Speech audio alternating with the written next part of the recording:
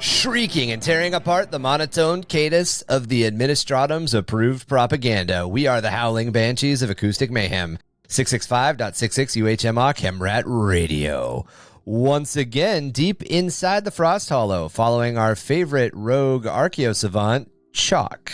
You know, Chac always seems to find the most interesting of sights.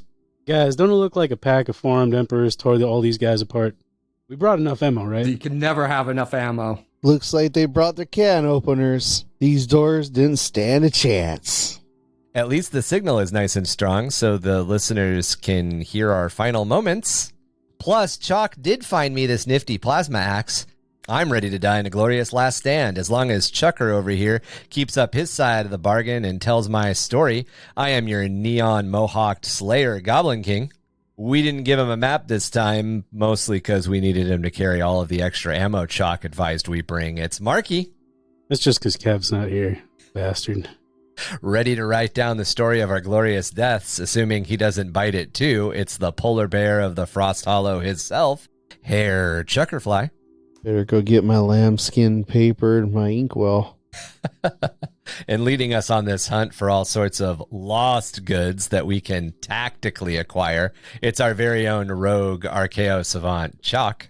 Remember, if you can carry it away, it's yours. If it's not bolted down, it's free game. Just laying there. Obviously didn't want it. So if any of you guys noticed, I have been rereading the Felix novels, the Felix and...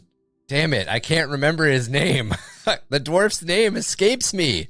But I've been rereading all those novels. And now I can't read because I've been rereading them too. The Troll Oh man, Slayer. what is his name? Yeah, Troll Slayer, Demon Slayer. Got Felix and... Felix and... Hold on. I can fix this, maybe. Did you recently read the book? Gotrek, yeah. Felix and Gotrek, yeah. Yeah, I just finished reading Troll Slayer, like... yesterday. You know they've got a Gotrek model, but he's dead with the rest of the old world. Yeah, I have the Gotrek model. I was actually going to use his head in a kit bash for my Leagues of Votann, because I want all of my Leagues of Votann guys to look like Troll Slayers. However, he's pretty much the only head that doesn't have a bunch of weird stuff in it, because the old Troll Slayer models are really, really expensive, if you can find them. And the Age of Sigmar Fire Slayers or Firekin, whatever they're called, they've got they're wearing partial helms or maybe crowns in their mohawks, and I don't like it as much. So I'm on the hunt for 28 millimeter heroic dwarfs with mohawks, because that's the flavor I want to take my Leagues of Votann. You should do just bald headed dudes and just print out rocker mohawks. Yeah, I could do that. Or just look up rocker mohawk heads. I actually just thought as I was talking, I'm like, I bet you somebody's made Fire Slayer or Troll Slayer 3D print heads. I'm not going to lie. Mohawks. Why don't you just use demonette heads? I could, but they're not dwarf stout. I want that dwarf stoutness to them. They're Slaneshi. Anorexic dwarfs. Dwarfs with eating disorders. Yeah, which doesn't exist, I'm sure. They don't like malt beer. Welcome to episode 68, Origins of Warhammer 40K Dune. Seen by some as one of the greatest works of science fiction, Frank Herbert's Dune series has had a profound impact on speculative fiction as a whole. Much like Isaac Asimov's Foundation series, which we covered last time, laid out the groundwork for the ideas of what became galactic empire in science fiction, Dune lays out a web of socioeconomics that dives deep into the dangers of government and religion becoming one controlling entity. The world building behind Dune also includes many of our very human fears about being replaced as a dominant species, mostly through our own hubris with the creation of thinking machines. Echoes of these fears not only spread throughout the property of Warhammer 40K, but are also seen throughout the rest of science fiction. Most notably, movies like Terminator or The Matrix have echoes of this same set of themes. However, the idea of the war against the machines being set sometime back in the hazy past of human history and a so-called dark age where the race of men relied too much on technology is a tip of the Dune iceberg. However, before we explore what lies beneath the surface of this iceberg, what is everyone's experience with the Dune universe to date? It's in the desert, right? Yeah. Yes, Marky. You need to bring water. Yeah, lots of water. Well, when I was younger, I don't know when, but not too long after it was first written. So I would say before I was in my teenage years. So probably in the 80s, maybe in the late 70s. I read the first 3 books: Dune, Dune Messiah, and Children of Dune. And I've recently reread Dune, the original. So Dune itself was published a year before I was born. You shouldn't have said that because I'm going to give them all of the published dates. I'm old as dirt. You're old as sand? The sand on Yeah, I Arrakis? guess sand is a better way of putting it. Wow. Love it. Well, my personal experience, like many other things, is that I have no experience in this. So, But you have I'm been coming waiting for this episode. sure. No, yeah. It's I mean, Dune influenced a lot of the things that, I love today, like 40K and Terminator and Alien, and I'm sure a Tremors. multitude of other things. Yeah, Tremors. So just kind of digging into the roots of some of the things that I love. Don't hurt. For me, grew up watching the original movie over and over and over. My brother's read all the books. He would fill me on things that I have questions about. And for years, this is actually a movie that I hate remakes, but for the cinematography part of it, with how technology is now, I was dying to see this redone, just mainly on that aspect. If you're really into the nostalgia part of Dune, Chuck, actually everybody, Choranovsky's Dune, which it's a documentary. So the guy that was originally going to make it, Choranovsky, I want to say I'm pronouncing that right, he was a French director. He had an absolute psychedelic acid trip idea of how to make this movie. Nothing exists of it except the footage that's in the documentary, which is called Choranovsky's Dune. But if you know the if you know the artist Mobius, who is relatively well known throughout this Fifth Element. Yeah, Fifth Element. Yeah, a lot of stuff that we kind of actually a lot of the manga style that influenced or became manga style influence is based on some of the Mobius stuff. It's just it's beautiful, acid trippy, mind blowing, and they talk about who they were going to get to act in it and how they were going to film it and all of this. And it basically became one of those projects where the documentary is so interesting because it's in French, sorry, but it's so interesting because they basically talk about how making the movie would have cost way more money than anybody was willing to undertake at that point. And I want to say like Avatar level money. Avatar as in the James Cameron movie that cost more than anything that was ever made. Like that's the amount of money they would have had to have spent to make this movie in like the early 80s. And that's one of the reasons they didn't make it, because Choranovsky's ideas just got too big. But it's very interesting if you want to kind of like peel back the layers of crazy sci-fi pulp whackness, Aeon Flux feeling, all of that weird acid trippy stuff. Is that Aeon Flux would be something else that has a very Mobius feel. There's a famous anime that is like everybody will know. We all know it. Scarlett Johansson was in the live action version. And Ghost it was in the like, Shell? yes, Ghost in the Shell. Mm-hmm. So that sequence in the middle of Ghost in the Shell where very, very haunting Japanese music plays and it just shows like a sequence of the city. It's Japanese spirit chanting and it just shows parts of the city. And it's that thing that's burned in everybody's mind of this is what cyberpunk is. That is like almost to a key the sort of stuff that Mobius, the illustrator, is sort of known for doing. If you have a second, pause right now, go to Google or pull up Google on your phone or whatever and type in Mobius. I'm doing it. Mobius, for those who Dune Mobius art. Type that in. I just did. That's the the guy that they just made a movie for in Marvel, right? No, this is it. This is just an artist's name. I know, I'm just joking. So this is actually, oh, Go back and click on go out of that one, go back, go down to the third row. Yes, that one. Pull that up. that's actually one of the ones that Mobius did for Chorovsky. But yeah, this is a super famous Mobius. It's just there's something about his art style that it's crazy. I love his art style. He's one of my favorite illustrators.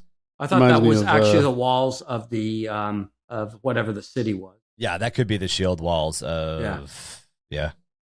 Reminds me of Where's Waldo. Oh, because it's got all the little tiny super details everywhere. Yeah. But Fifth Element is another. Love Fifth Element. Yeah. Just watched that like a week or two ago. Great fucking movie. Yeah. So Dune is an epic science fiction novel by Frank Herbert, originally published in 1965. It went on to tie with Roger Zelazny's The Immortals for the first Nebula Award-winning Best Novel in 1966. As a weird aside, in order to qualify for the Nebula Award, the work of fiction needs to be a novel, and that is generally defined as an organized work or story that has over 40,000 words. We were talking about Warhammer 40K, and you have to have 40,000 words. I was just like, it has no connection, but it's cool. So I made an aside there. Herbert followed up Dune with 5 other novels, the 6th ending in a cliffhanger. However, he had passed away before he could finish writing the 7th novel. Book 2 is called Dune Messiah. It was published in 1969. Children of Dune followed in 1976. God Emperor of Dune was 1981. Heretics of Dune was 1984. And Chapter House Dune was 1985. They're all great books. If you are a fan of science fiction, a fan of speculative fiction, or if you are liking, if you're doing the Audible thing or other audiobooks and you're looking for something to listen to or read, I highly suggest Dune, the entire series. It does get a little weird.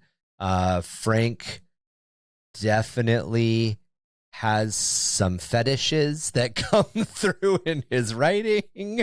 He likes women who take charge and can do things with their feet, and it's not so subtle. The books are full of a lot of barely veiled sex. Perfect for somebody I know. A man after my own heart. But they're very, very good books. They deal a lot with socioeconomics. They deal a lot with just some very interesting political maneuvering stuff as far as like how noble houses and like feudal societies and propaganda and stuff can be like kind of used to control and influence things. All things that are very grimdark and very administratum and very the Imperium of Man. And of course, a lot of very tenderly things. Don't forget religion, which is it does not come up as much. Well, it does come up actually a fair amount in the first book, but it really comes out in Dune Messiah and Children.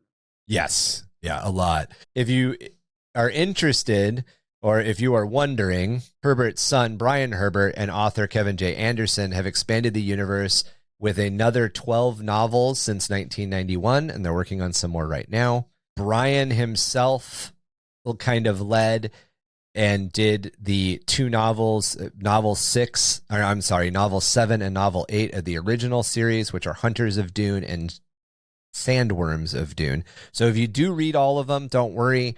Chapter House leaves you on a cliffhanger, but he came in and used his father's notes and some other things to finish up the series. And then they also worked on several prequels, including getting into the Butlerian Jihad itself, which we'll talk about, and some other stuff. For those of you wondering who Kevin J. Anderson is, or if that name sparks interest in you, he's known for writing a lot of the expanded universe Star Wars novels, including the Star Wars Academy trilogy. He wrote the Origins of the Darksaber. So for those of you who are fans of The Mandalorian and know about the Darksaber, he's the one who came up with the idea. He also did the Young Jedi Knight series. So he's relatively well known in the Star Wars universe. I believe Anderson also wrote some stuff in Star Trek. He's kind of a prolific science fiction author. As I mentioned, aside from those direct sequels, there's about 9 other prequels, and they're working on a bunch of projects right now. to expand it even more. So there's a lot out there to read. There's a lot of lore to dip into.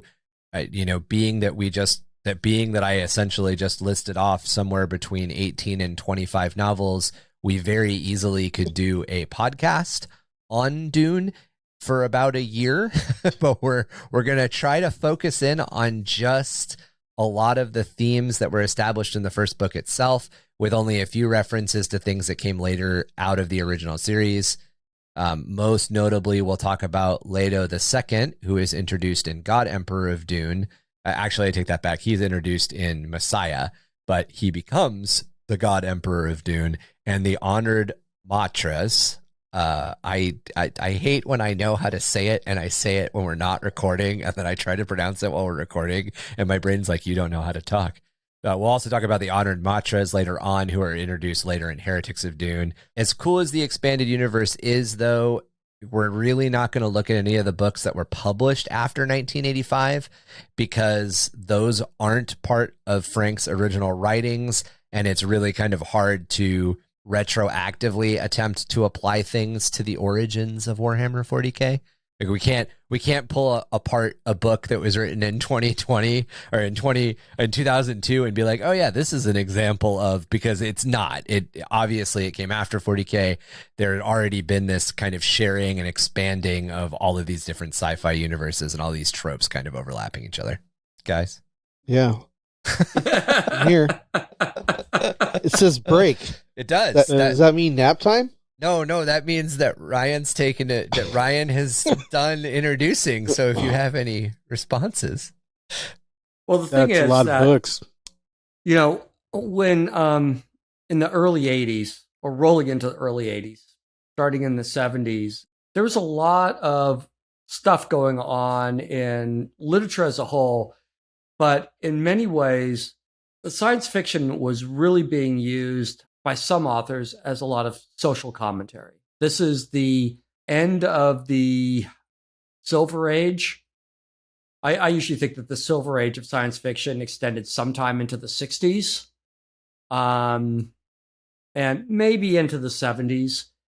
And they were really taking on a lot of big topics. I mean, remember when Dune was first written, we were in the middle of Vietnam, coming out of it. So there was, we usually look at slight diversion, but it makes sense. When you look at a lot of stuff that comes out of things like science writing and stuff that comes out of scholarly writing out of colleges, they are influenced really by current events, and in ways that you don't necessarily think are being influenced. The same thing happens with writing. So there was a lot of social unrest, at the end of the 60s into the early 70s, and a lot of talk about colonialism and, imperialism and all that. And I think a lot of those topics roll over into Dune. And of course, those are picked up and at first parodied by the Warhammer 40K universe. A lot of the social constructs from Warhammer 40K at the beginning were social criticism or parody. Unfortunately, it's become less so as we've moved forward now. But it's built under its own steam, and it's built under its own steam, its own themes, and it's been embraced by sort of the wrong segments of society. But back then, it was the comments on this is what's wrong with society, and Frank Herbert was commenting on imperialism, and what was going on was sort of the U.S. extending its power around the world, and you can see that with the Emperor and versus the Fremen. With 40K, they were doing commentary on sort of the fall of the British Empire and the propping up of the pseudo brown shirt tactics used by the Thatcherite government to put down labor movements. So you had a lot of that going together, and these sort of like dovetailed. There was a lot of commentary about the and now synonymous nanny state tactics that the United Kingdom is kind of known for. Yeah, we talk a lot of times when we look at like CCTV and stuff like that here in the United States, like dashboard cams and stuff, it's kind of an interesting, like, oh, they're able to track stuff through cameras. That's cool. In the United Kingdom, like, if you're outside, you're on camera. Yeah. You're probably on 5 cameras, and that all comes from this era. I mean, like, and this is St. Patrick's Day, so it's a great tie-in right there. Right? Gazgul's name is a direct, it's direct parody of Thatcher. No, it's not. They very much came out and said that is not it at all. Oh, I'm gonna go find the original quote. You can go find the original quote, and you'll say no. The author said it was not. Oh, are you sure we're not backpedaling because now we like Margaret? No, I am sure we're not backpedaling. So you can find the original. They said a lot of people think that it was a takeoff on Margaret Thatcher, but it was not. Interesting. I just read that. Huh. I always think it's funny how like a lot of like science fiction or just fiction in general is really like on the surface layer to escape, real world politics and etc.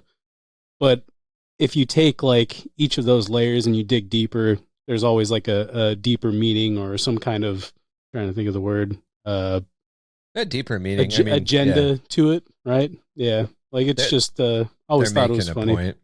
Yeah, exactly. Well, and I mean, there's weird correlation between when vampires are popular, when werewolves are popular, and when zombies are popular, and which political faction or mix of political factions is in power in like Congress and the House. Never knew that. It's there. Like zombie movies are more popular when a certain party is in control, and vampire movies are. It's weird, and it's a thing that like for whatever reason it just happened. Vampire movies are. And then maybe Chac will know. So Dune, since we're talking about Dune, I don't look that deep into this stuff for watching movies ever. Yeah, no, that's what I was saying. Like surface level, like it's escapism, but like. So I look at it as, okay, there's a religious prophecy. This is the house of the good guys. This is the house of the bad guys. This is the dickhead in charge of everything that wants to keep them at each other's throats, or at least have the one that he's supporting to be better off. So, have you read the book? No, I haven't read the books. I've only seen the movies. And to me, so that's what I was going to ask. The author, is he an American author? Yes. British author? He's American. Frank Herbert's an American author. That's why I didn't say Frank Hebert.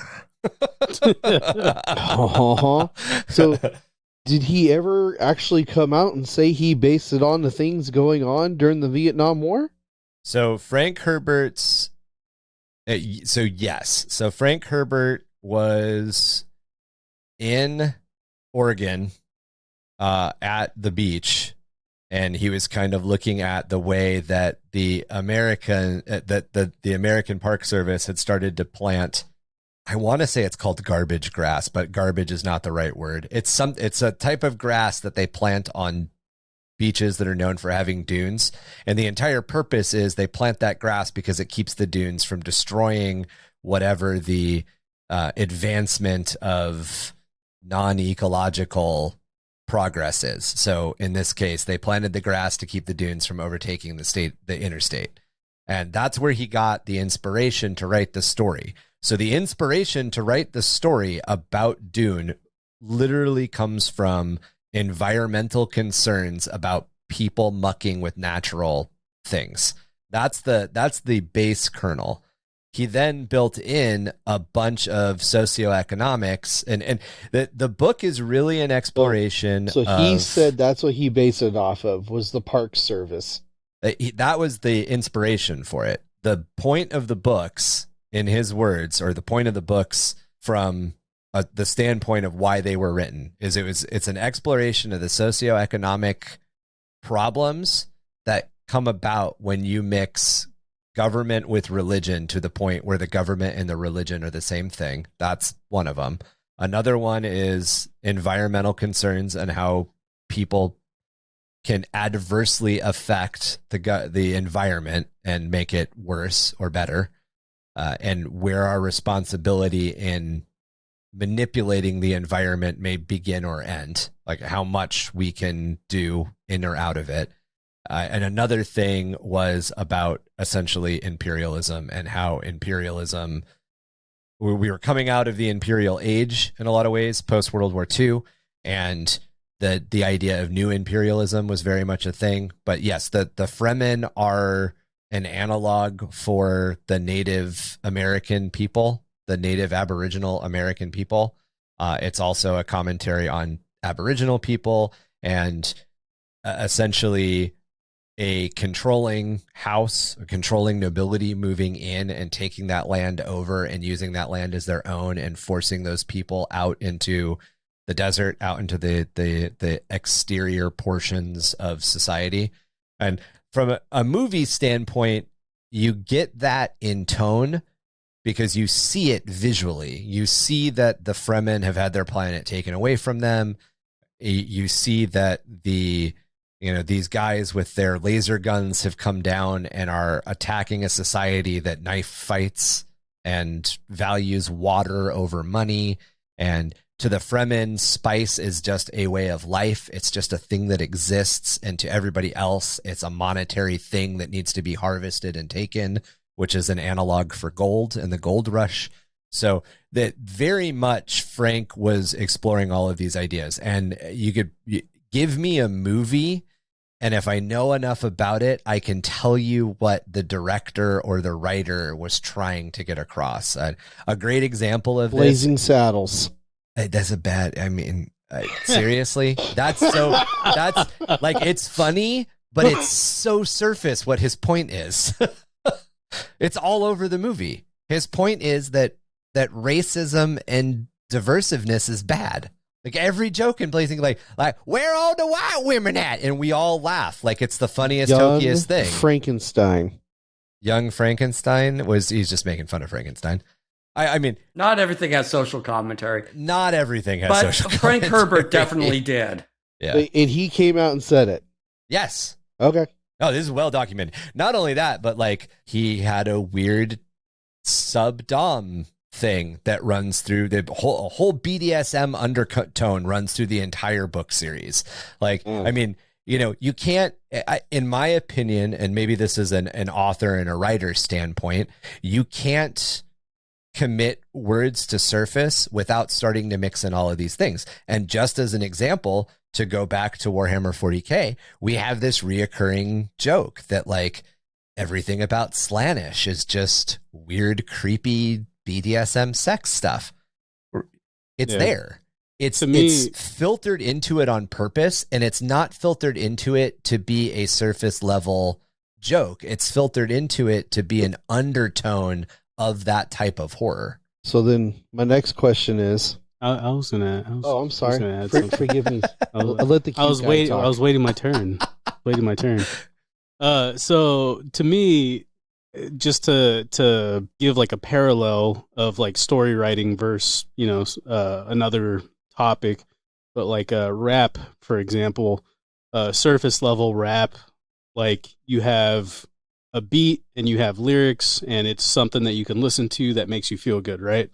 So surface level, 40s. Right? Yeah, surface level. But if you look deeper into the bitches and the 40s, there's some type of message behind it, whether that be like a cry for help or I joke when I say that, but like you have like double, triple, quadruple entendres where it's multi-layered, and if it gives something extra for people that want more to dig deeper into. So in storytelling on surface level, yeah, it is like, A army versus B army, and then there's cool stuff that happens, and there's politics involved to a sense to like give you a little more. But if you look deeper into it, there's this is based off, like Chac was saying, like during the Vietnam era, there was certain geopolitics or politics in general that were influencing his writing, where rap is like I said, like triple, double entendres, there's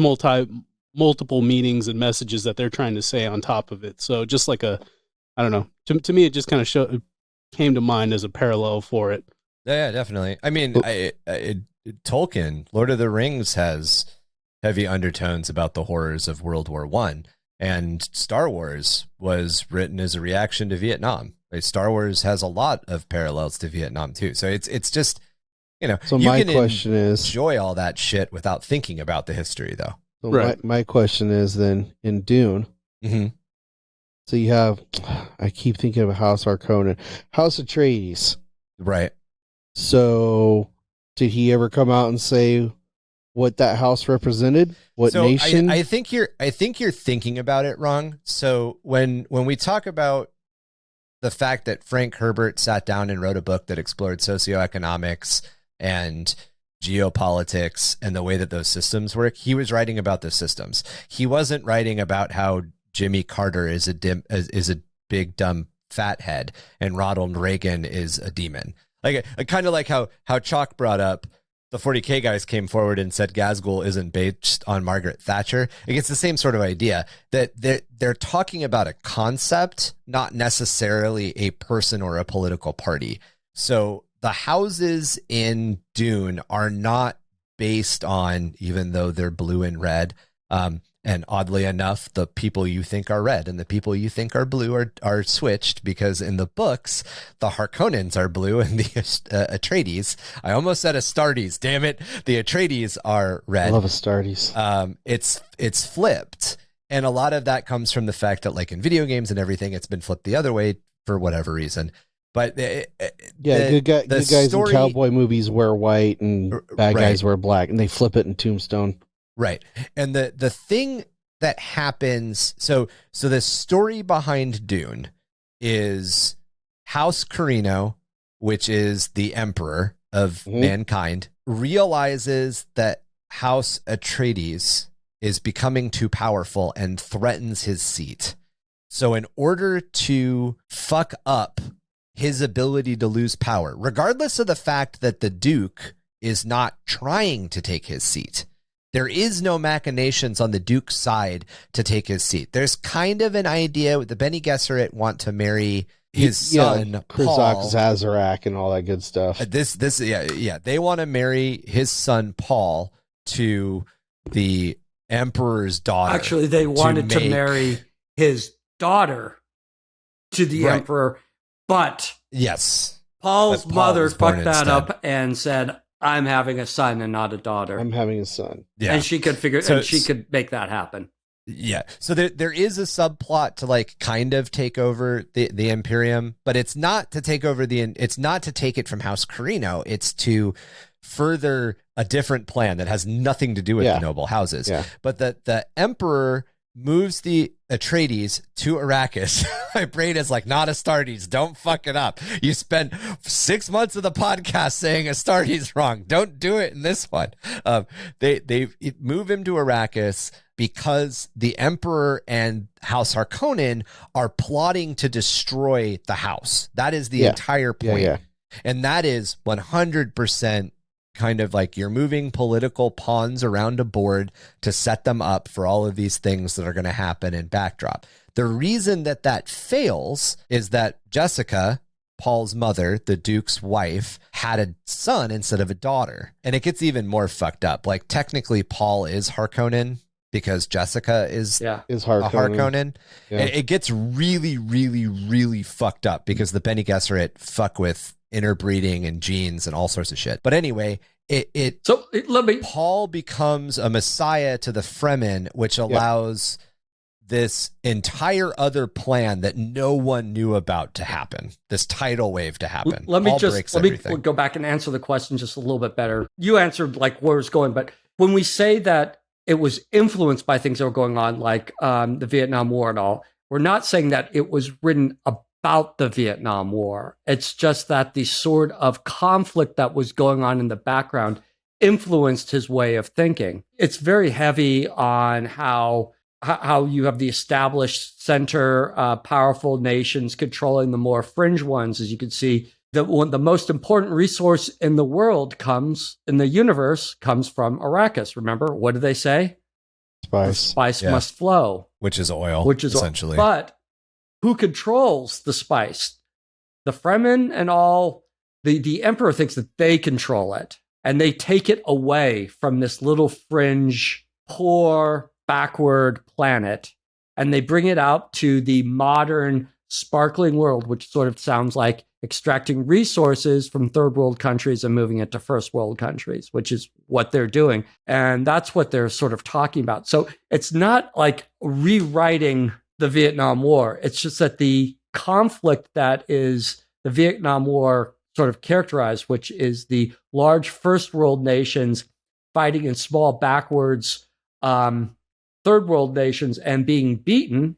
Remember, the Vietnamese were, before they were fighting us, they were fighting the French, and they beat the French. That is just sort of the theme that he's working on. It's not like a rewrite of Vietnam. It's just that conflict between large and small, rich and poor is being played out in this book. It's conflict, it's warfare, it's socioeconomics, and it's really big on economics in a lot of ways. So since I haven't read the books, my next question is Arrakis the only place in the known universe where there's spice? Yep. Arrakis is the only place in the universe that spice exists. It would be like the only place, we need oil, but the only place in the world that has oil is Iraq. Why? And we're just going to leave it alone. Yeah. No, we're not. Yeah. Because we need it, and so we're going to take it. Yeah. Let's get back on track. The Dune books are, it very much is, don't look at it as, I think what Chac, don't look at it as Heart of Darkness, which is a story taking place in Vietnam. Look at it as Lord of the Rings. Lord of the Rings, whether or not any of us really want to really delve into it, is so influenced by Tolkien's experience as a soldier in World War I. But it's not about you can read the book and not correlate it to World War I at all. You know what I mean? Yeah. I think what Chuck was, I'm going to put words in your mouth. I think what Chuck was alluding to is that when you look at these things that you have such a strong interest in, like Dune or 40K or Lord of the Rings, and people start putting a label on it like, oh, he only wrote that because of the Vietnam War, or he only wrote that because, X politic doesn't like Y politic, or political party doesn't like, Y political party. It kind of takes some of the magic and the escapism away from it. Well, and it kind of just feels bad, I think. I just look at it, it's based on. And that's kind of why I gave that example. He wasn't saying that Jimmy Carter was a fuckface. Yeah, because that's not what he was saying. It was a mix of because I can look everything. At that whole story and it's I don't see the Vietnam War. I see everything in history that's ever happened with the most powerful nation at the time. Yeah, but he wasn't. Yeah, right. And he wasn't writing about the Vietnam War. He was just saying, this is what's going on in the world. That would make a good story. Yeah, the influence behind it. It's an influence. Society. It's not he's not trying to rewrite it.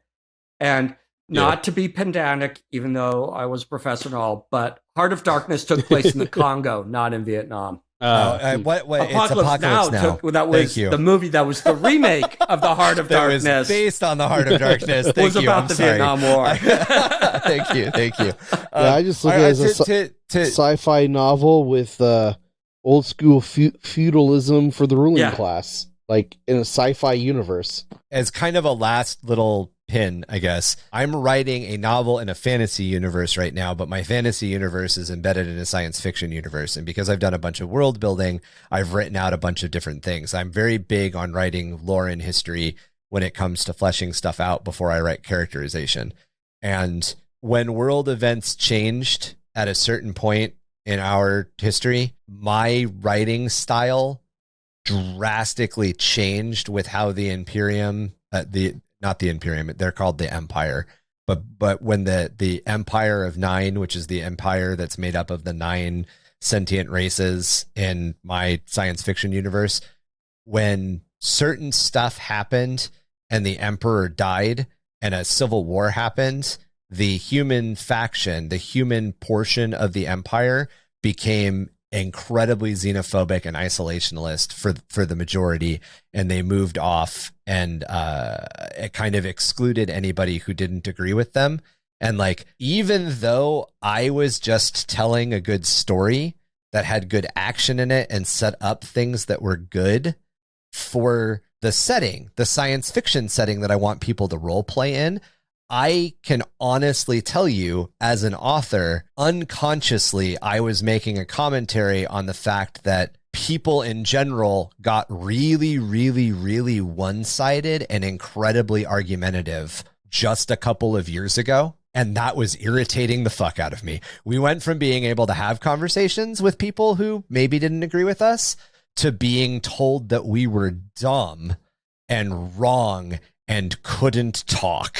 And it happened overnight.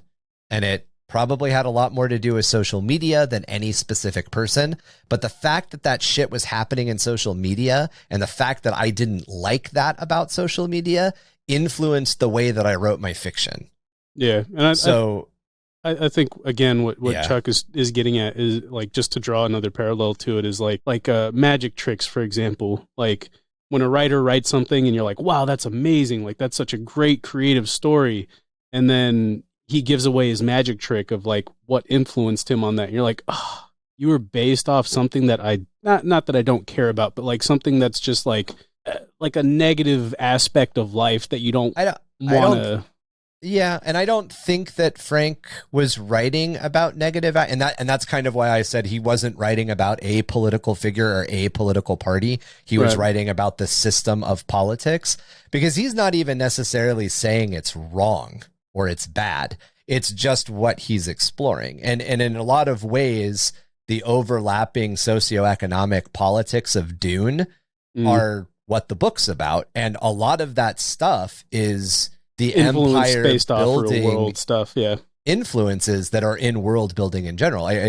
We've talked about in the past that in order for a functioning civilization or a functioning empire to exist, you have to have several key elements. You have to be able to move your troops around. You have to be able to move your resources around. There needs you to have be a to be able foundation. to go to war. Right. And that's the same, that's in Warhammer. That's in, and try not to, I realize that socioeconomics and politics and religion are buzzwords, but I'm not using them in the Facebook fight sense.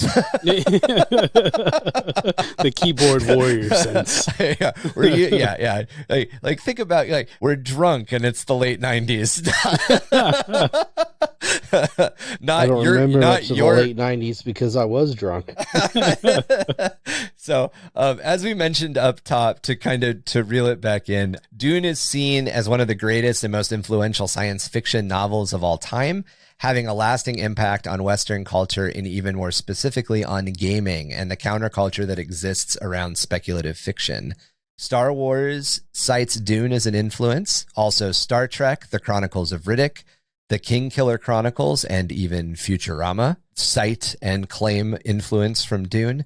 Dune also is cited as a source for inspiration for Hayao Miyazaki's Nausicaa of the Valley of the Wind. Mm-hmm. Dune also has the distinction of being parodied in 1984's National Lampoon's Dune.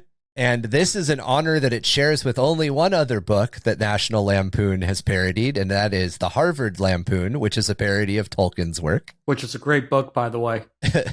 Dune, in a lot of ways, is the modern science fiction equivalent of Lord of the Rings. So Dune holds the basis for modern science fiction the way that the Lord of the Rings holds the basis for modern fantasy. When you talk about, we talked about this really recently. When people sit down to write their first fantasy world, they always create Middle Earth, and then they go, shit, I created Middle Earth, and they make something else. So a lot of times when science fiction people sit down, they make Dune or Tatooine, and they go, fuck, I need to restart. So was Tolkien the one who actually created orcs originally, orcs, elves, orcs. Or okay, no. So that goes way back.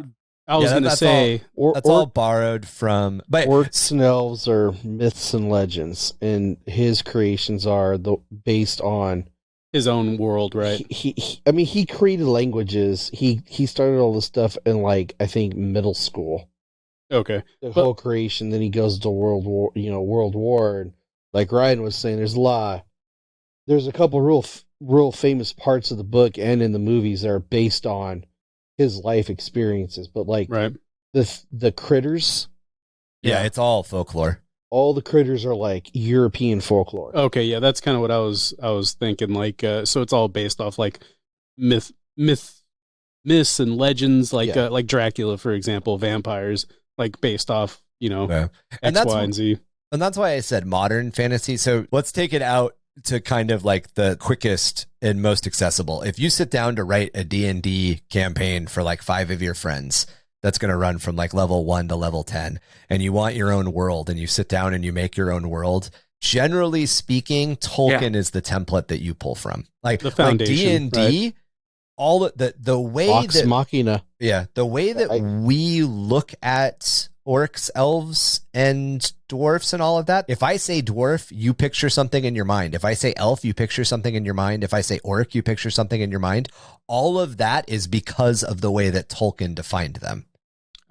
For instance, the Hildefolk, the hidden folk of a lot of European folklore, are elves. Elves are about, 6 to 8 inches tall, don't really look like humans, have a tendency to vanish when they don't want to be looked at. In fact, dwarves are technically a type of elf. Like it's a lot There's a lot of stuff. different than modern fantasy conception of these races. Yeah, like more like a fairy almost, instead of like a mix of a fairy and a dwarf, like size-wise, and a bunch of other things. Our ideas, what we envisioned when we said all those words, and I envisioned something. Those were all straight from Dungeons and Dragons, which I was introduced to before. I really read. I think I probably read The Hobbit, but I hadn't read the Lord of the Rings.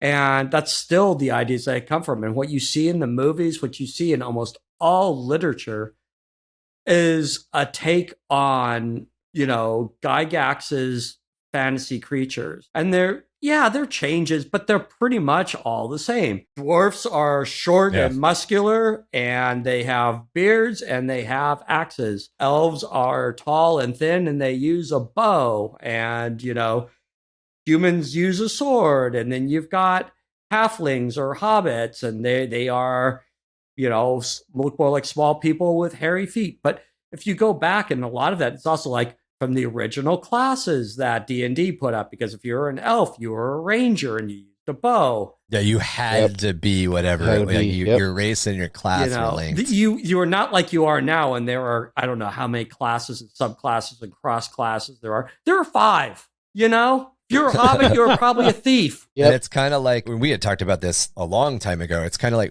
we all have this shared assumed experience about how action movie physics is a thing. If you shoot a car anywhere near the gas cap, it's going to explode.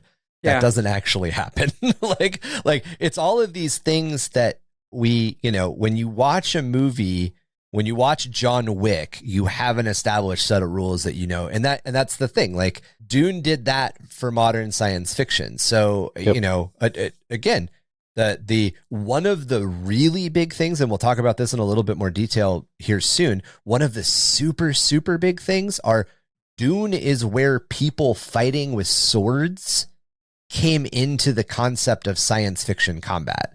Because before that, it was literally like, I wear big armor and I carry mini nukes and I can wipe out an entire planet of bugs by myself. And we will be talking about Starship Troopers, but power armor and mini nukes was what happened before Frank Herbert wrote Dune. And then it was like, oh, there could be a more civilized age. That whole comment that Obi-Wan Kenobi makes. Yeah. So to build on this, Iron Maiden's To Tame the Land is based on Dune. Fear Factory's album, Fear is the Mind Killer, is a reference to the litany against fear from the Dune novels. Fatboy Slim's Weapon of Choice features the line, "If you walk without rhythm, you won't attract the worm," which is a reference to Dune. And Grimes' debut album, Getty Prime, is a concept album based on Dune. And the list of the music stuff just keeps going. And again, Tolkien, the same thing. Like almost every song Led Zeppelin ever wrote. However, most famously and most important to us as gamers, Rick Priestley, the author of Warhammer, mentions, a rogue trader in Warhammer 40K, mentions, the character of the Emperor is closest to Leto II, God Emperor of Dune, and he has a similar kind of self-sacrifice element built into him. And then I think that Dune also has that semi-medieval aspect to it that came across a lot in 40K. This was during an interview with Tabletop Gaming in 2019. Although he does also mention that there were many other influences, to be clear, so Dune isn't just it. We also have Dune to thank for the entire real-time strategy game genre itself. Dune 2 was released in 1992 by Westwood Studios, and while it's not the first RTS, it established the format of the games that we still play today. It has direct influences and ties to Warcraft, Command and Conquer, Age of Empires, and the StarCraft series. Dune 2, it is a pixelated mess because it was released in 1992, but if you have played any modern RTS game, I can sit you down in Dune 2 and I do not have to explain the rules to you and you will get it. You build resource stations and men come out of barracks, and there's a tech tree, everything from an RTS. It's right there. It may not have been the first one, but it was the first one to do it right, is kind of what you're saying, right? Essentially. Real-time strategy before was a little bit more, they actually call it tactical time strategy now, where you have a set number of resources and you can't build. That was real-time strategy before Dune 2 came out. But yeah, the modern concept of RTS games comes from Dune 2, which is pretty neat. It's an awesome fucking game. It is. You are going to play it on like 800 by 600 though. Like, don't try to max screen it. It looks terrible. I just got to say, in the photo that you just had up, those are the Emperor's soldiers. Yeah. Sardaukar. I love the one in the middle, is the commander with the nonchalant pose. This guy back here? Yeah, he's just like, come get it. Yep. If you'd like to see these pictures, you can join our Patreon at $3, $6, or $9. Shameless plug. There you go, Marky. You're getting good at that. But we need to thank our supporters. I forgot again. God damn it. We haven't with the end of the episode. Yeah, but I thought it was interesting. I actually didn't know that Grimes, and everybody knows who Grimes is. Grimes married Elon, and they had a kid that's named like A2159 barcode 6 or something. Her name is Grimes. Yeah, the artist's name is Grimes. I think her stage name is Grimes. Okay, I was going to say her parents hated her. Jesus. I didn't know that her debut album was a concept album based on Dune until the movie. So whenever the movie came out, 2020. She's a singer? Yeah. I had no idea. You don't know who Grimes is? I bet you know who Grimes is. On this podcast. I love it. Yeah, the problem is that I'm too old to know who that is. I don't even know if it's a he or a she. She. No clue. She married Elon Musk and had a child for him. Yeah, I've seen a picture of her and she looks like a little goth chick. And I knew she had a weird name, but when Ryan mentioned it again, it was just kind of like, oh, geez.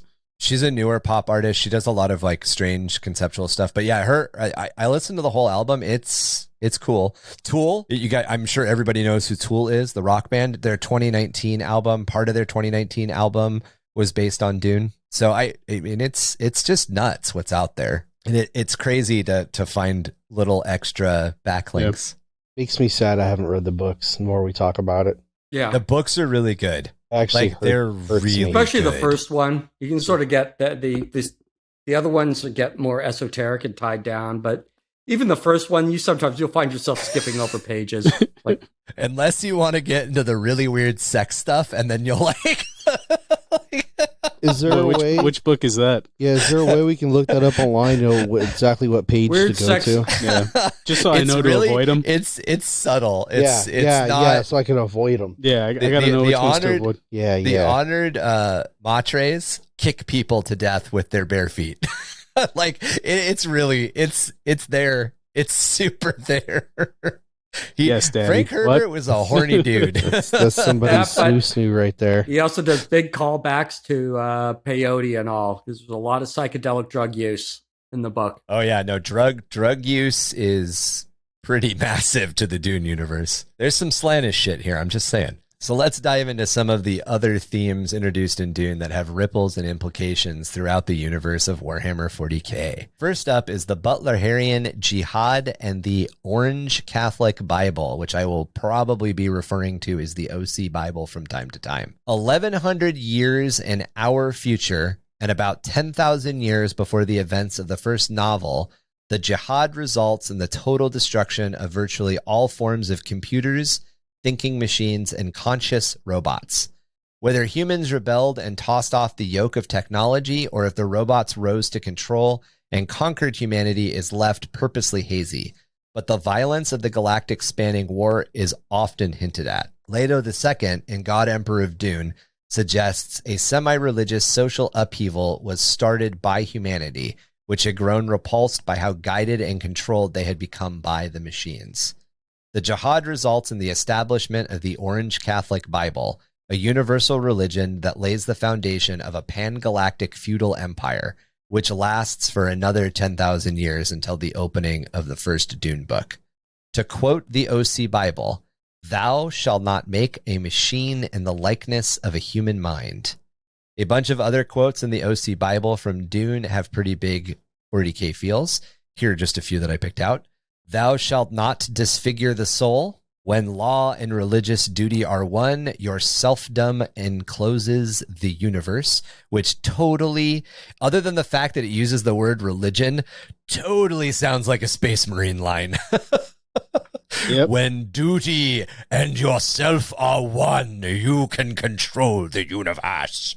Much that was called religion has carried an unconscious attitude of hostility towards life. True religion must teach that life is fulfilled with joys pleasing to the eye of God, that knowledge without action is empty. All men must see that teaching of religion by rules and rote is largely a hoax. The proper teaching is recognized with ease. You can know it without fail because it awakens within you the sensation which tells you this is something you've always known. Which, as much as Dune plays and as much as some of these quotes deal with like God and religion specifically, that last quote definitely has, there's no such thing as, like, organized religion is a farce. Don't pay attention to the evil gods that live in the warp. No, no, no, they're not real. Look over here. Vibes. The most obvious link, however, between the OC Bible and 40K is the hints of the war against thinking robots.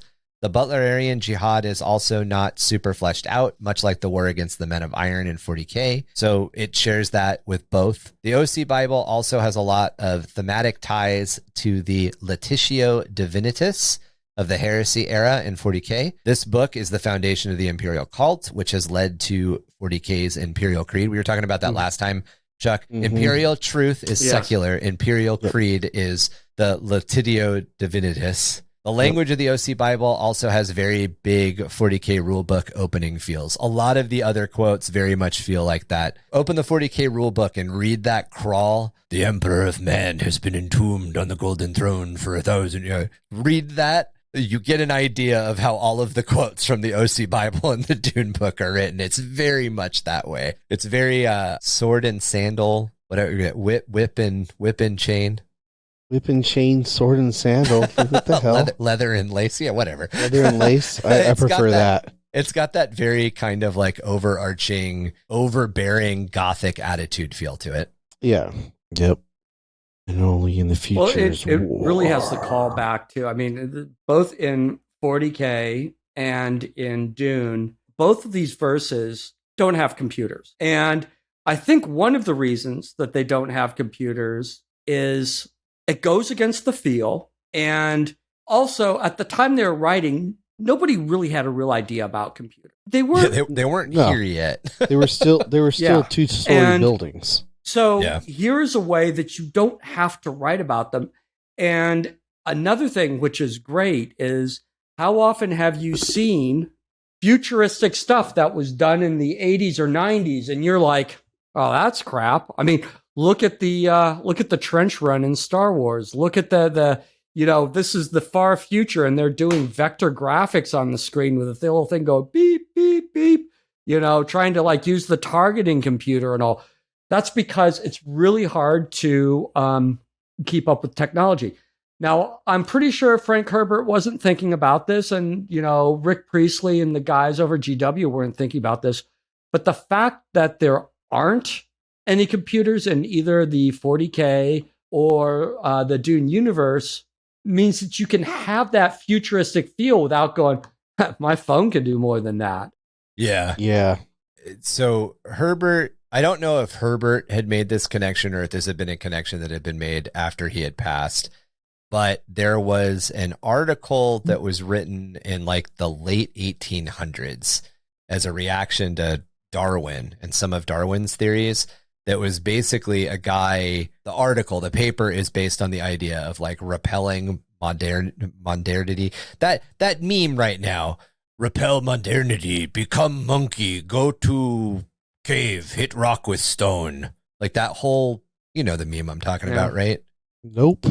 Oh my God. Embrace monkey, repel modernity, embrace monkey. It's a thing. Like I guarantee you, if you started saying it or if you mentioned it on the server, like half of our kids, my kids would know. respond. Yeah, it's one of those things. Like I hear it every once in a while, and essentially that's kind of what this guy was talking about. He was talking about, get rid of everything that's related to modern life.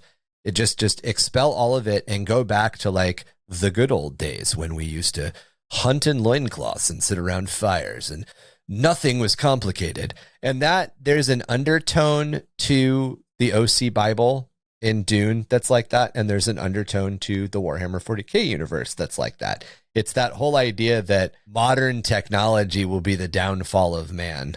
And obviously we talked about Terminator earlier, we talked about the Matrix being other properties in the science fiction world that kind of address that too.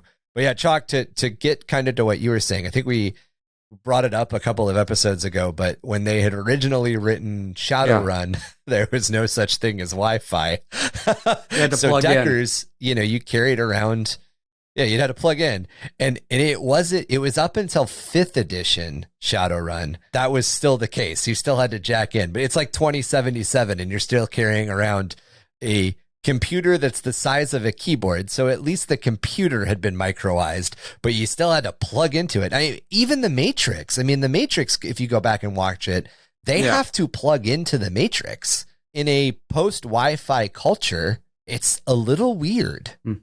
But I think it's really good. And obviously the foundations of Dune and Butlerian Jihad tied directly into 40K, because matter of fact, the timelines almost line up.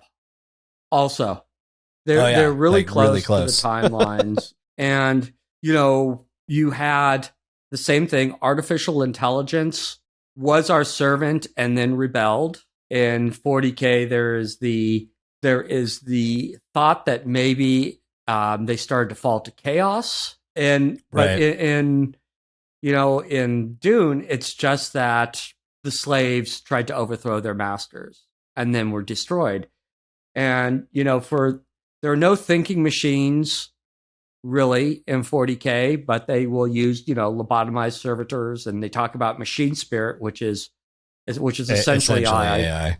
But AI there are no computers, and they have they're cogitators. They do have they're not computers. They do have totally savants, but they just have a green screen.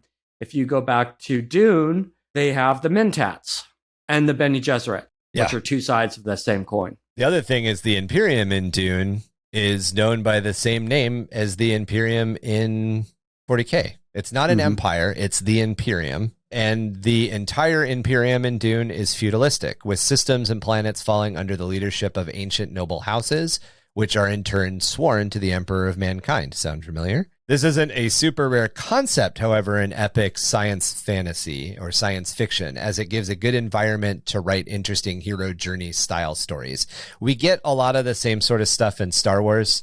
The system governors have been brought in line. There's all that inference that it's these noble houses, these great ancient entities that still carve up and control different parts of the galaxy. Another big theme that is shared by both is decline of the Galactic Empire. In the original Dune series, the infighting of the noble houses and the influence those factions have in the Imperium who don't follow the OC Bible threaten the Emperor's seat of power. We're not going to get into them in depth, but there are two factions, the Bene Talaxa and the Ixians, who come very close to, if not openly violating the OC Bible. The Talaxu practice forbidden genetic manipulation and willfully mutate things. They also grow people in like cloners. womb tanks. Yeah, they're cloners. And the Ixians spread heretical machine technology. So the Ooh. Ixians build things they're not supposed to. And like right there, we have a chaosy feely faction, and we have a mechanicus. Those don't come up to the second book, so they're not in the original. They're not in the original, yeah. And there's the face dancers. There's all sorts of crazy shit that the Telexu do. The face dancers are probably my favorite. Face dancers? Yeah, they genetically manipulate people who can appear to be anybody. Oh, okay. They're like the perfect infiltrators. Plastic surgery. We're going to jump into Chuck's favorite here, the Emperor's Sardaukar. These are elite warriors of the Emperor, raised from a young age in an unforgiving natural environment, one which sees half of those inducted into training dead by the age of 11. Does that sound like a planet we've talked about, folks? Training and indoctrination. That sounds like Sparta. I was going to say, it sounds like Spartans. Yeah. Training and indoctrination go hand in hand, making them zealously and religiously loyal to the imperial house. They are peerless sword masters and have martial art capabilities that put them on par with another group we'll talk about soon called the Bene Gesserit. Their homeworld is Saleus Secundus, which is a prison planet. Ooh. They are also commonly armed with las guns and needle guns. Their uniforms are either gray or black, usually with gold trimming. They are also known for their infiltration abilities. The only force in the known universe that can withstand them are the warrior people of Arrakis, who are called the Fremen, but you don't know that at the onset of the book. There are lots of parallels to everything that I just kind of mentioned in the Imperium of Man. I was thinking of Catachan, but one of the big things with the Sardaukar is Space Marines. Space Marines are inducted at an early age, and only about half of Space Marine candidates survive each step of the process. If they have 100, that doesn't mean they get 50 Space Marines. Every step of the way, there is a potential that they will lose half of their stock. They also sound like how the Sisters of Battle and the Commissars are raised. Yep. Yeah. It's sort of similarities to everything. Really exact Space Marine cognates. No. And you could say pretty much the same thing with the primitive culture that raises Space Marines as being the Fremen. It's exactly the same. Right. But the whole thing is that elite warriors grow out of the harshest climates. And that's always what it's been. You know, you go back to the first proto-Astartes chapters from Earth during the Unification Wars, and they were taken from the techno-barbarian tribes. And then going forward, they always were raised from the harshest worlds. Or both, and both of you guys just brought up the Janissaries from Sparta. Same thing. Yeah. Yeah. It's that same sort of theme that and that correlates over in the same way in ways to Space Marines. Completely in a lot of ways. Little aside, my great something grandfather was a Janissary, which means he was most likely kidnapped as a child, enslaved to the court of the Ottoman king, and trained to be a bodyguard before somehow he made it to the colonies across the way and married a Protestant lady. That's all we know. Yep. And it's St. Patrick's Day. There you go. Another thing that I think is cool with like the movies, again, the technology for the movies, storytelling, and different artists' visions and directors. I know you said the description's like either black or gray. Yeah. But the white suits. The two contrasts that they have in the two movies, I think, is amazing. It's 1980s, not low budget, but we all know how the sci-fi movies were in the 80s. It's like let's keep our budget low. So the flame retardant suits. Yeah, if anyone wants a Patreon, it can see it. Flame retardant suits that are black, and then the new generation of stuff where they're allowed to really explore how those suits are going to look. Yeah. I personally, because I know that these shots aren't doing it justice, because if you've seen the new movie, what I think is so cool, because they go to the planet. and you see all of them kneeling, and it's little highlights of like red on the uniforms. Well, And they're walking. The red's blood, isn't it? Yeah, so they walk around before they're deployed, and they draw blood symbols on them. And I want to say that's from the books. I just think it's such a cool aesthetic. It's like it gives you the feel. I'm sure as a reader reading the book, Chac, and like when you see it live action, just makes you realize how hardcore, how loyal, how determined. Oh, yeah, like, fanatically loyal. Yeah, they just like they don't give a fuck. They're winning. And I want to so say cool. in the books they even have to fight and kill each other. Like that's part of the trials is that the Probably for Sardaukar promotion. fight amongst themselves. Yeah, Yeah. Is that Batista? Yeah, Batista, but he's not one of them. He's a Harkonnen. He's a Harkonnen. He's fucking perfect. Yeah. For that. He did a really good job. So death worlds are a common factor as well, and possibly another thing that Frank Herbert helped to bring and cement into the cosmic background foundation of science fiction in general. Solaris Secundus is a dead death world, a place where living conditions are determined by endless training and warfare, and almost half die by the age of 11, like we mentioned. Arrakis is another death world. Water is so scarce that even a short trip into the desert without a specialized still suit is going to kill you. Even being outside during the hottest part of the day in the cities of Arrakis can be fatal. So even in cushy civilization, you can die from not having water in the cities. It's not very cushy. I mean, it's cushier than being in the desert with Arrakis. That's even before we bring up giant sandworms, spice poisoning, lack of food, and the Fremen who are trying to kill you as well. The whole planet's trying to fucking murder you. There's a series of books called, it's the Death World series by Harry Howard.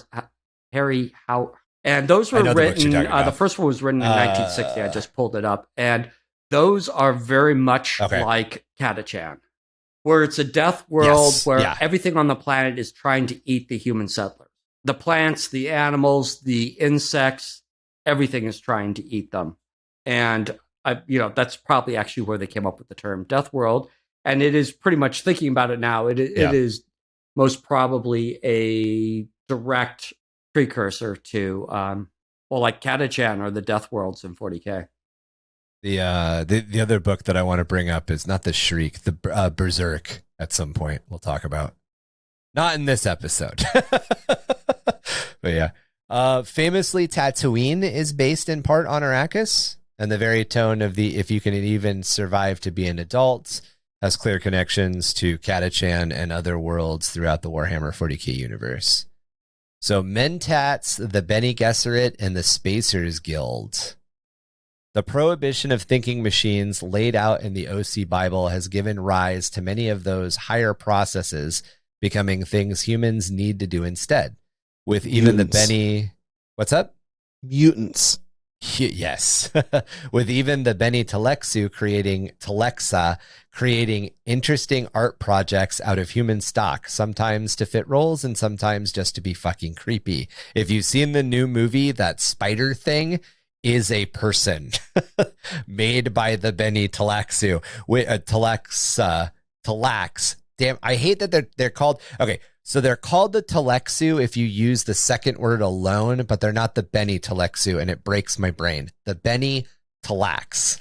But that spider thing from the movie is, and that was actually, somebody had a big complaint because the Bene Telex are not part of the first book, and they're like, why the fuck is the thing in the movie? Yeah, it's like, why is that in the movie? And it was, I watched an interview with why they decided to put it in, and it's the heart plug thing. They wanted to give the Baron and the Baron's protege another reason to just be seen as fucking awful, so they put it in, basically. They were selling the Barons off. Like heart plugs, if you've seen the David Lynch movie, as awesome as heart plugs are, they are not in the books. They're fucking awesome, though. Heart plug is such a fucked up idea. I love it. Great, though. While they are not directly correlated to the idea of servitors or cogitators, mentats fill the role of replacing thinking machines. Able to take in massive amounts of data, process it, and derive an answer, They have specialized training, genetic manipulation through selective breeding, and the use of narcotics have all been combined to lead to the Mentats' abilities to rival even that of a computer. There are also kind of a lot like the idea of biological-based Mechanicus, if you would want to put it that way, the Maguses from the Mechanicum. Yeah. As to where in the Mechanicum they replace parts of their bodies with machines to make them more efficient, the Mentats do all of these exercises and take drugs to make their biological processes that much better. And it's even down to the fact that there are specialized Mentats. So you might have a doctor. The doctor in the book and in the movie is a Mentat. There's Mentats which are used for politics. The Spacers Guild use Mentats that are used for space calculations. There's warrior generals, etc. Navigators. Oh, yeah, we're getting there. Oh, there he is. There's the original Baron. God, he's just so gross. He is so good with his boils. And I just love it. Oh, question, Chac, since he brought up boils. Yeah. Are the boils in the book? No. Oh, yeah. Are they?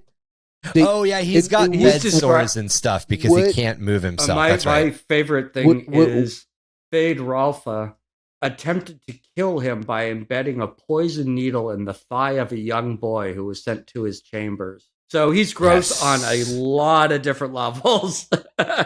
Oh, yeah, I know. Yeah. That part I know. Yeah. But I mean, like, are the boy, like, I've always wondered, because it's not explained in the movies, when are they just popping normal boils, or does he get those boils because of the spice? In the movie, he gets those boils because the Duke... So, Dr. Yui...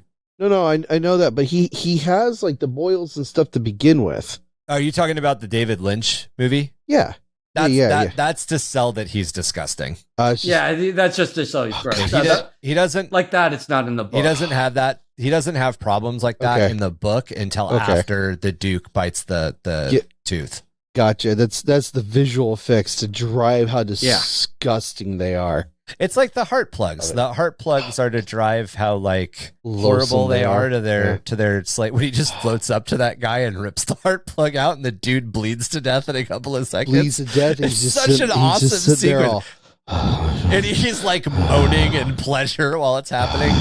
Yeah, the Duke it all comes back to Slaanesh. And the Duke is definitely, the Duke likes the Baron, not the Duke. The Baron, likes the little boys, down to wants his nephew, which is creepy in the books. Yep. So yeah, there's stuff. Yep. Next up are the Bene Gesserit. They are similar, but based on the idea of genetic manipulation through the manipulation of passive eugenics. So eugenics is... They're basically breeding better people. Yeah, is a set of theories that by breeding it's animal husbandry for people. Passive eugenics is doing it by breeding the right people together. Active eugenics is doing it by eliminating people violently, which is awful. Not that passive eugenics is good, but this is just one of the themes that it just Herbert feels plays better. with. To breed it out selectively feels better than mass genocide. Yes, you are correct.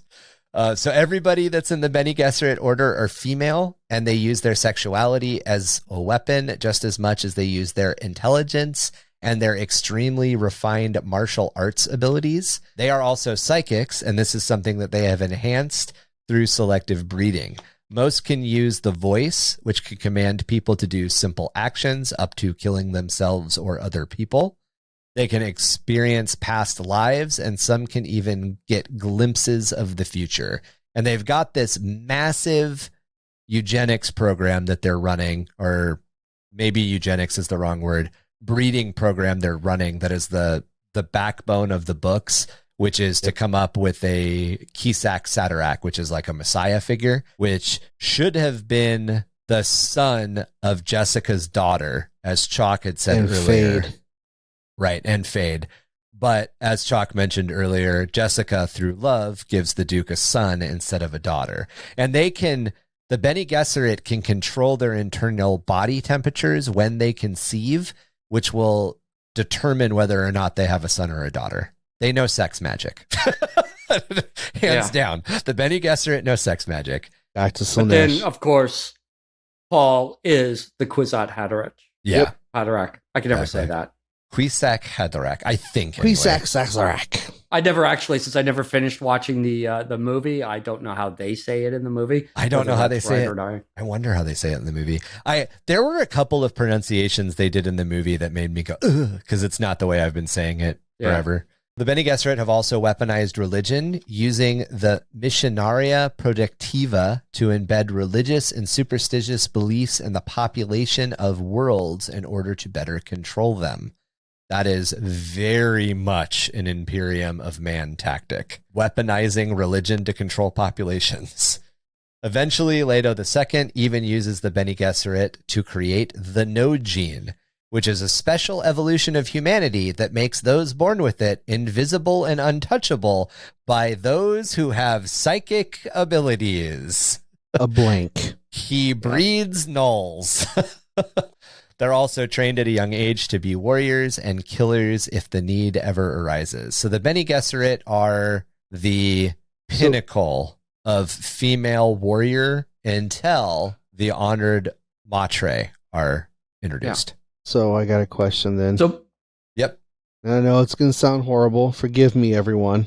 When you say they're also trained from a young age to be warriors and killers if need arises, so are those the Bene Gesserits that are not what a duke or baron are looking for to breed with? No. So they don't know. That's all of them. Yeah, the noble houses, the nobles don't know. This is all secret Bene Gesserit knowledge. What I'm getting at is the Bene Gesserits. Do they have like a Miss America contest to determine who's going to go out to do the breeding?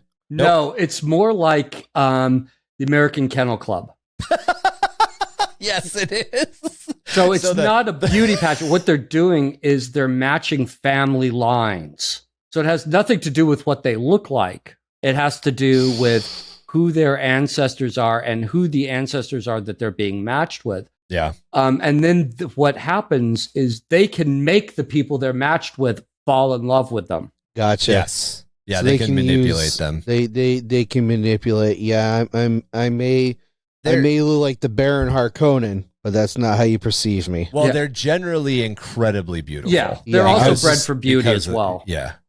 But Jessica was picked. Go ahead. Jessica was picked to marry the Duke. Yeah, because of her bloodline. She's Harkonnen. And, but she was not supposed to fall in love with him. Yeah, he was supposed to fall in love with her. Yeah. She made him fall in love with her. She wasn't supposed to fall in love with him. It's all the Bene Gesserit. It's all about, it's not a competition. It's about bloodlines. So it is very much like breeding animals. It's like Imperial Europe. You know, the joke that I famously made earlier in the podcast's history that World War I was really cousin fight the movie. Yep. It's the same. Movie. They were all fucking cousins. Everybody in World War I was related to each other, just so we know. But it's that whole idea. All of their grandmothers was Queen Victoria. One of the things that leads to the conflict of the second half of the Dune books is when Aaliyah is born, which is Jessica's daughter. She's born after Jessica takes the water of life, and the water of life normally kills people, but in Jessica and Paul's case, it doesn't kill them. Makes them stronger. Because they can convert it. Right. And because she's pregnant with Aaliyah and she goes through the conversion process with Aaliyah immediately in the womb knows how to talk, knows how to fight like a Bene Gesserit, knows all of the memories of all the mothers who came before her, and knows some of the memories scarily of the mothers that will come before her or after her. Yeah. So because of that, Aaliyah is the reason that Jessica finds out that Jessica is of Harkonnen bloodline. Jessica doesn't even know when the Bene Gesserit place her. Oh, gotcha. So it's all of this. Even the Bene Gesserit don't. The individuals don't know. Individuals don't know, but oh man, I can't think of the name of the main one, but the main one knows. The Mother Superior. Yeah. The reason that Paul fights as good as he does and is able to defeat the Fremen is because his mother taught him how to fight like a Bene Gesserit, which is not something that men are even supposed to know that Bene Gesserit can do. The Bene Gesserit are supposed to, like, they get backed into a corner, they can get out of it, and no one survives, so no one can tell the story. The fact that Paul knows is a big no-no. And the fact also that he can best a Fremen is, his trainers also know his mother has trained him. They say it in the book, so it's sort of like she's like let the secrets go a little bit too wide. Yeah, and Duncan Idaho. Duncan Idaho's like so he Momoa plays him in the new one, Marky. Duncan Idaho's character is like I know he's like the ultimate badass. Yes. So where I can't even pronounce it, but the Emperor's soldiers supposedly the Sardaukar have a hard time fighting him. They don't want to fight him because he's that much of a badass on his own. And that's because Duncan was gene manipulated and vat grown by the Telexu. But also the Space Marine. The other reason why this whole thing happened is that the soldiers of House whatever one that Paul comes from, they were all trained to a very high level. And that's one of the reasons that the Emperor was afraid of them, because they were the most professional, most trained army. Yeah, they're a straight up for real army, raised like it, the whole thing. Everyone has a purpose. What's his general's name? The guy he's played by Josh Brolin. But it was Patrick Stewart. Yeah, I was going to ask who did Patrick Stewart play? If it's not Duncan Idaho, it's isn't he the one? Bernie is also Gurney. He's Gurney also Halleck. Yeah. An individual badass and feared by multiple houses. Is he the one that gets captured by the Harkonnens and gets sort of turned and then comes back at the end? No, that's the living machine guy. No. There is. He gets captured in the attack where it gets thrown over. And yes. That's Gurney. He gets captured. Because he thinks that Jessica killed Paul. Killed the Duke. Killed the Duke. And all of this, man, we need to do Dune cast. Oh yeah. There's so much. We are scratching. We are almost at the end of our episode, and we are scratching the surface of Dune lore. And Dune, and this is just first book Dune lore. It's so and just knowing the stuff with the movies, and I know people that listen to the podcast are big movie buffs, and it's just to me again, watching the one from the 80s and the new one. I think the majority of the casting on both movies was spot on with the actors that are out there. I'm going to be pissed that Sting isn't Fade. Yeah. I'm not going to lie. I'm going to be like, why isn't it Sting? Well, and like, come on, guys. And it has to be, all I got to say, when they finally reveal who Fade's going to be, because I think they might have... It's the kid who played Elvis in the Elvis movie.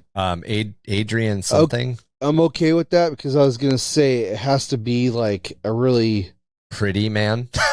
Yeah. Let's not mince words. It's got to be. Fade is described as being a very pretty man. Yeah, real athletic, real pretty. Can't be like a Momoa. No, it can't be a gruff, rough dude. It's got to be like a streamlined, more like a like a dancer wrestler build, like not a lineman, like a male Eldar. Well, like a male Eldar. Excuse me. You got it on the nose. Well, the way that the fight and the end of the book is described, it cannot be. You can't have a Jason Momoa doing the fight. It just doesn't. Yeah, it doesn't. Yeah. The fight is more of a dance. And as deep, it doesn't matter how deep the books go. The movies go. This is one of those books where I don't care if they take 6 hours. 2 movies, 6 hours to do.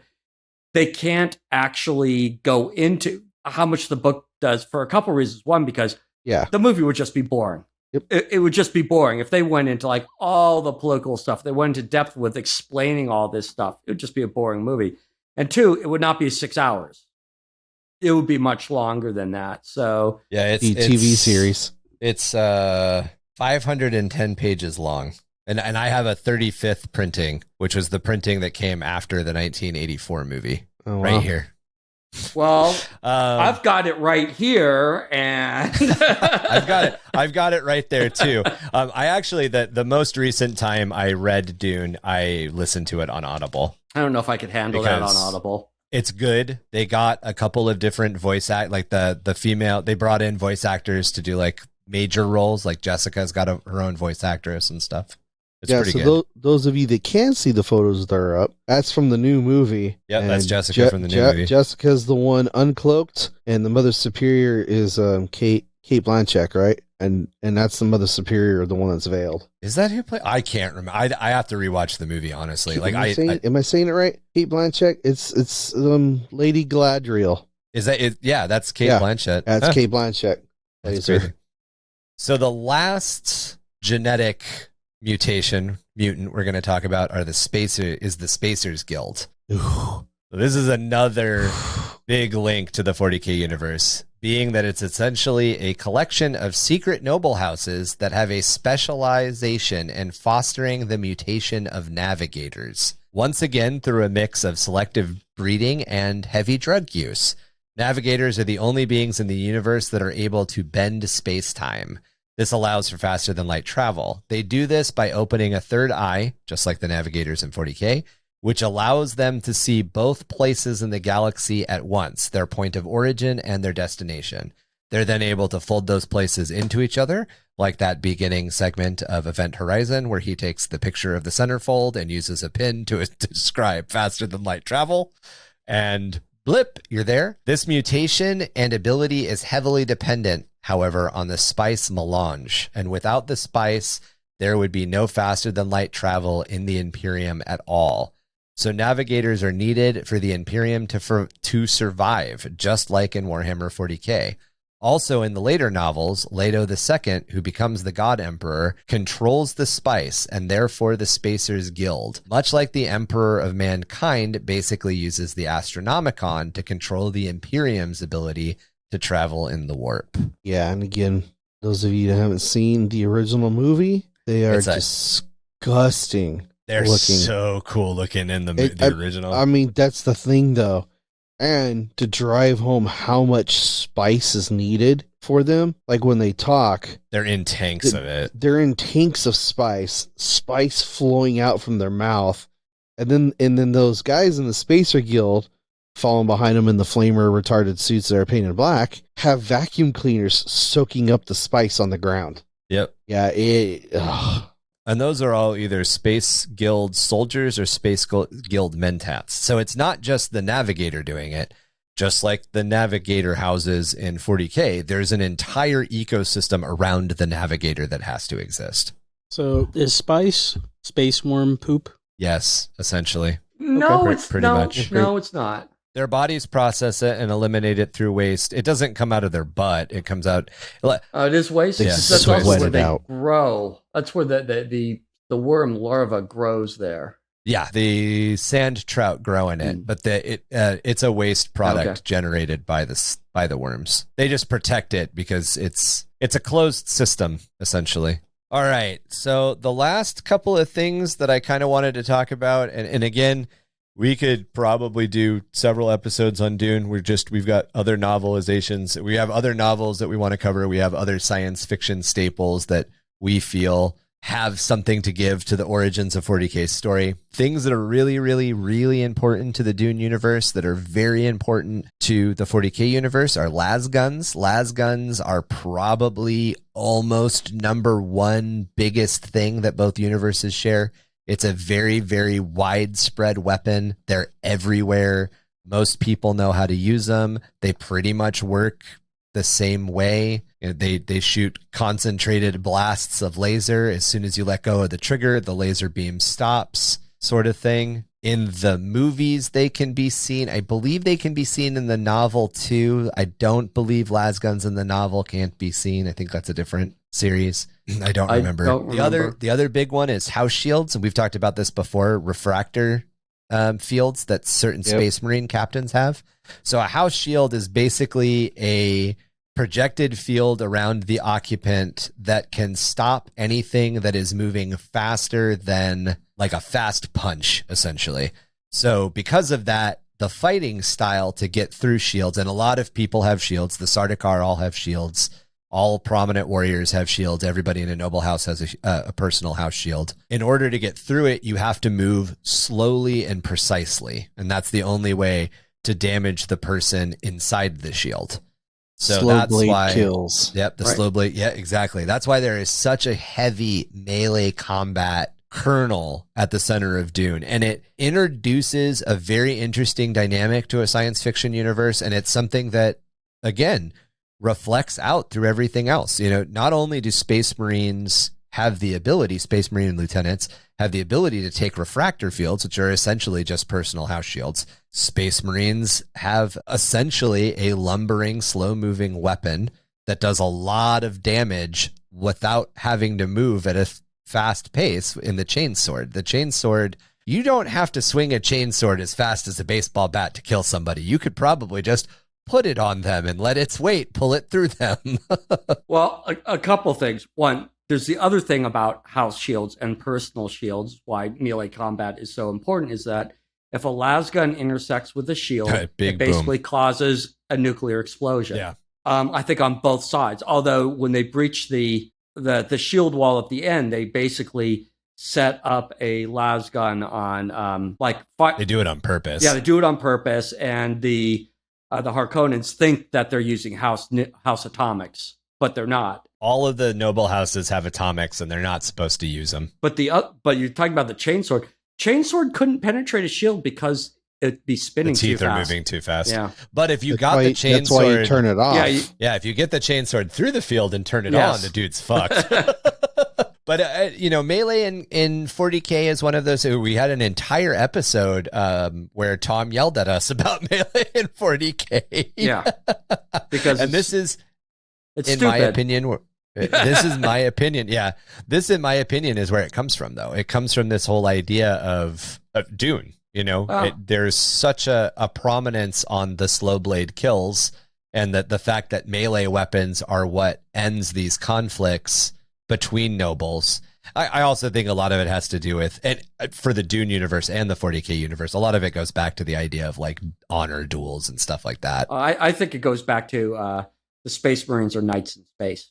Got elves in space, you've got orcs in space, you've got knights in space, you've got dragons in space. Yeah, so you got knights in space. What do knights use? Swords. Right. Yep. There you go. So they're going to use swords. But they're going to be mean-looking chain swords, but they're still going to be swords.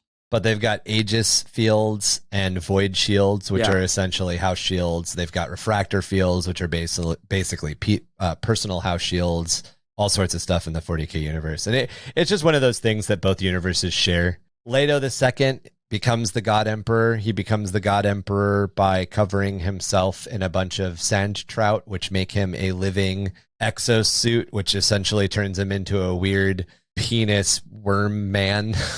Yeah. And there's some really uncomfortable pseudo-sexual scenes where the one that sticks out in my mind is where his granddaughter needs to get knowledge from him, and the only way she can get it from him is by sucking his face flaps, which are just sand trout. I'm like, oh, why is this so grossly sexual?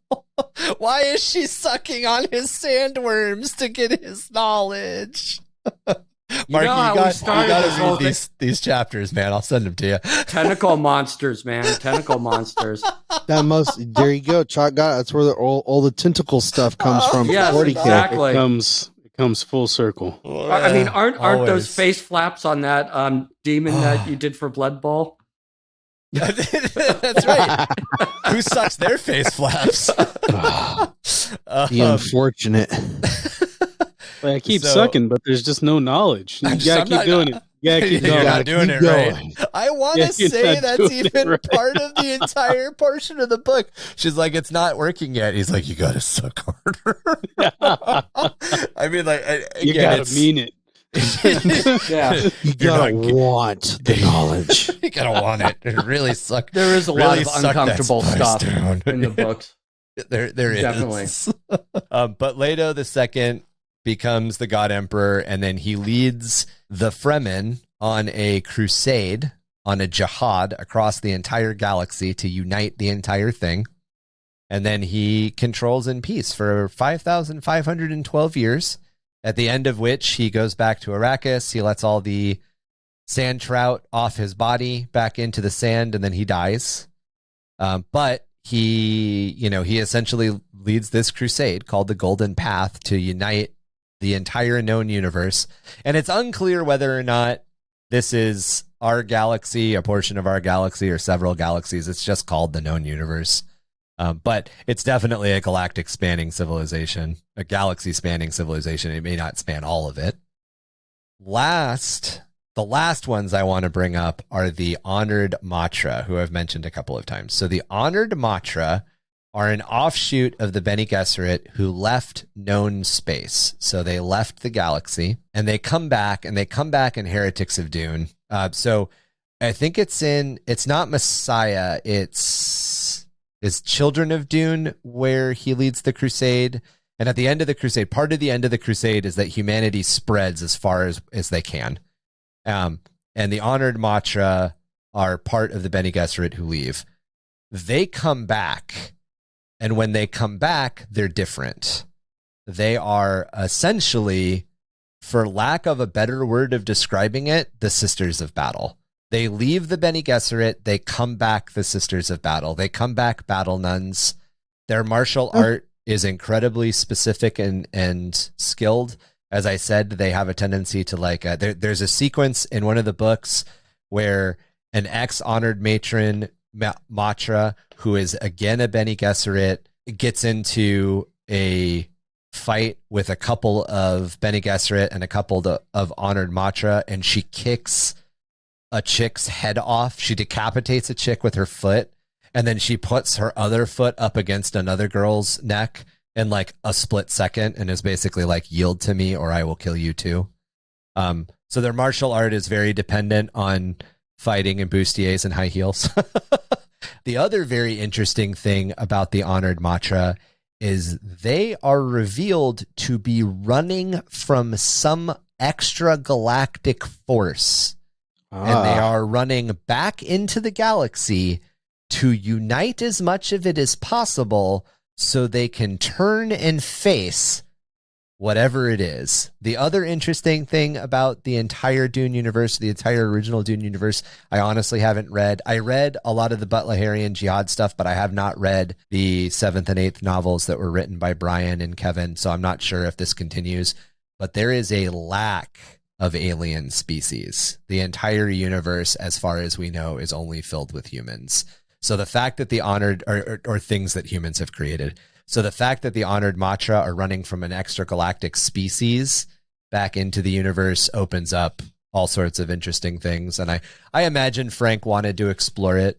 And that's it. That's again, we largely focused on the first half of the first book of Dune itself. There are 2 books in Dune. We didn't really talk about the Fremen that much because they don't have a lot of super specific connections. There's a lot more lore here. We probably couldn't do an entire podcast that we saw lasting indefinitely, but we could probably do like a year of episodes just on Dune lore. And there is definitely a huge Dune podcast. Yes. Oh yeah. There's unplumbed services here. I mentioned it to these guys a couple of weeks ago, but one of the guys in my local 40K group listens to an Alien Universe podcast, an Expanded Aliens Universe podcast that's on its 5th year. I believe it. There's that much shit in the Expanded Alien Universe. I've got to go find that. I can believe it because I went to a convention probably 20 plus years ago. My cousin was explaining stuff to me, and I'm like, "What?" You're like, "Wait, what?" I'm like, "Holy crap!" I just saw some random movie.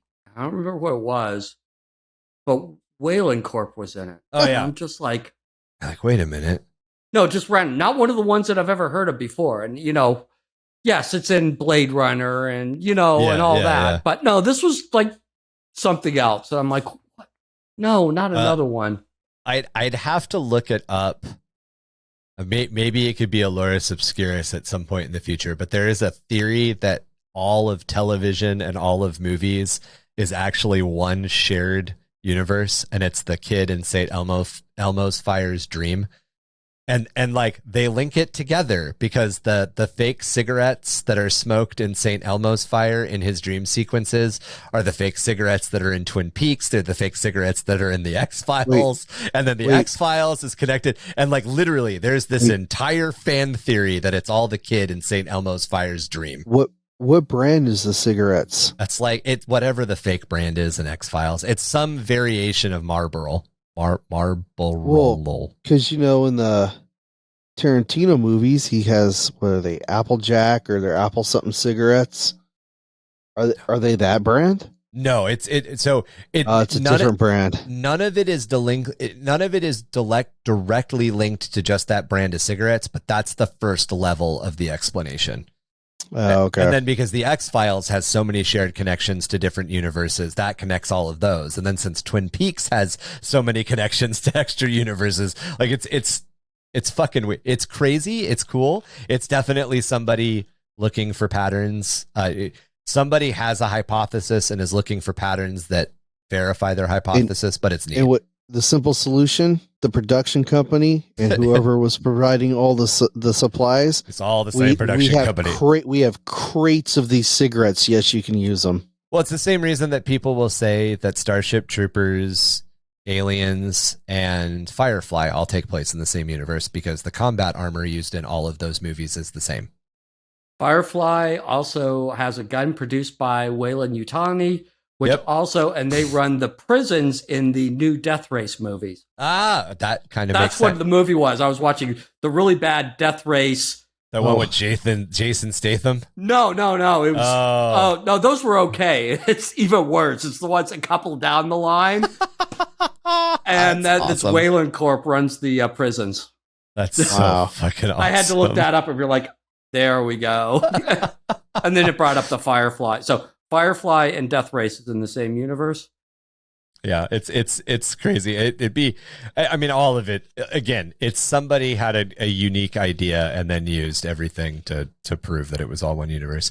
To get back to our subject at hand, that wraps us up for our second episode looking at the science fiction of the 60s through 80s that inspired the Warhammer 40K game and universe that we all love. We still have a lot more to cover, including H.P. Lovecraft, Starship Troopers, the early Alien franchise, and so much more. Want to get in contact with us about the show or share your own short stories, lore, and spooky dookies? Reach out to us by email at underthehiveofmadness@gmail.com or jimdarkgaming@gmail.com. You can also reach us through our community on Discord.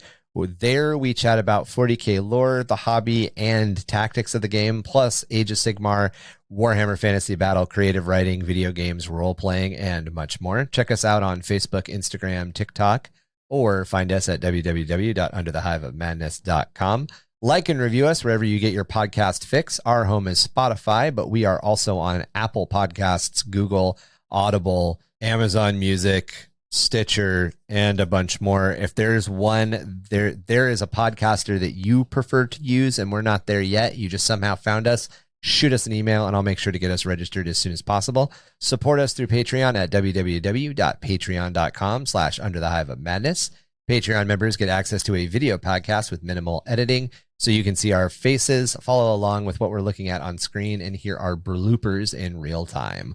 All Patreon levels also get access to our quarterly painting contest, plus we have perks at higher levels, so we all think you should head on over and check out all that cool stuff.